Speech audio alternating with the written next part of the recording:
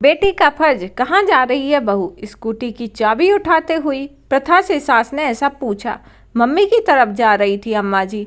अभी परसों ही तो गई थी। हाँ, पर आज पापा की तबीयत ठीक नहीं है, उन्हें डॉक्टर को दिखाने ले जाना है। ये तो रोज का हो गया है। एक फ़ोन आया और ये मैडम चल दी। बहाना चाहिए पी घर जाने का। सास ने जाते हुए प्रथा को सुनाते हुए कहा, हम तो पछता ही गए भाई, बिना भाई की बहन से शादी करके। सोचा था चलो बिना भाई की बहन है तो क्या हुआ, कोई तो इसे ब्याहेगा।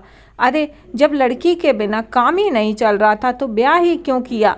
ये सुनकर प्रथा की तन बदन में जैसे आग लग गई थी। दरवाजे से ही लौट आई और बोली, ये सब तो आप लोगों को पहले से पता था ना अम्मा जी कि मेरे भाई नहीं है। और माफ़ करना, इसमें एहसान की क्या बात हुई? आपको भी तो पढ़ी लिखी कमाऊ बहू मिली है।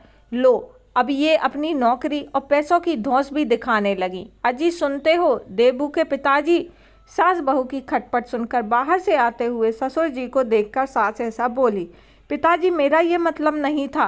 अम्मा जी बात ही ऐसी की है कि मेरे मुंह से भी निकल गया, प्रथा ने स्पष्ट कर दिया। ससुर जी ने कुछ नहीं कहा और अखबार पढ़ने लगे।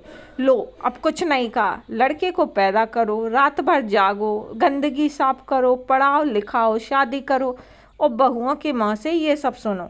कोई लिहाज ही नहीं रहा छोटे बड़े का।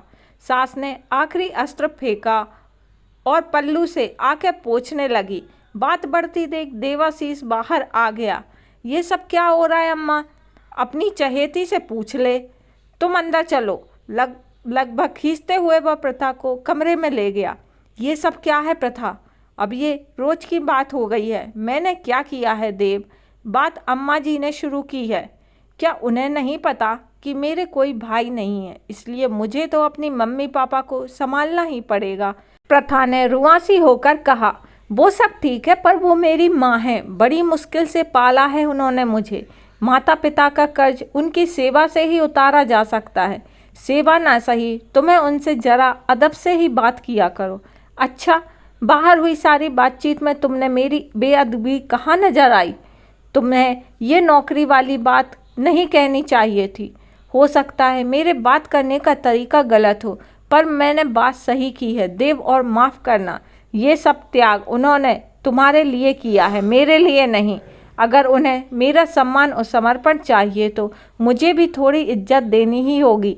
स्कूटी की चाबी और पर्स उठाते हुए प्रथा बोली, अब कहाँ जा रही हो? कमरे से बाहर जाते हुए प्रथा से देवाशीष ने पूछा, जिन्होंने मेरी गंदगी धोई है, मेरे लिए रात भर जागे हैं, मुझे नौकरी लायक बनाया है, उनका कर्ज उतारने जा रही हूँ, प्रथा ने गर्व से ऊंची आवाज़ में कहा और स्कूटी स्टार्ट कर चल दी।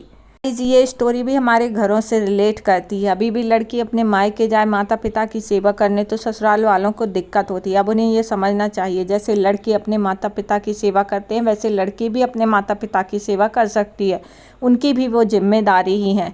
तो आपकी इस कमेंट बॉक्स में क्या राय है ये बताइएगा ज़रूर और वीडियो पर लाइक कर दीजिए, चैनल सब्सक्राइब कर दीजिए।